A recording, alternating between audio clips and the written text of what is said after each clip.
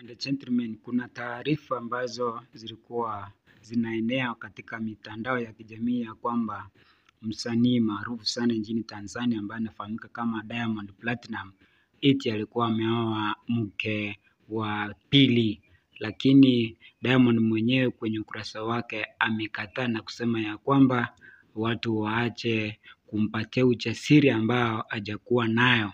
Lakini tumeona ya kwamba ni furaha kwa Zuchu kusikia kauli hiyo ya kusema ya kwamba Diamond hajaoa mke wa pili. Namna ambavyo ilikuwa taarifa ilikuwa imesambaa kwenye mitandao ya kijamii. Msanii maarufu wa muziki wa Bongo Flava ambaye anafahamika kama Diamond Platinum amekanusha tetesi zilizosambaa mitandaoni zikidai kuwa ameongeza mke wa pili. Kupitia ukurasa wake wa Instagram, Diamond Platinum ameandika hivi: naona kuna misumari inapigiliwa kuwa Simba kaongeza mke.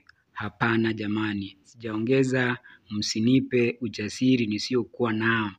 Aidha, Diamond ameweka wazi kuwa video inayosambaa ikimuonyesha akiwa ndani ya gari na msichana ni sehemu ya kazi yake mpya inayozinduliwa.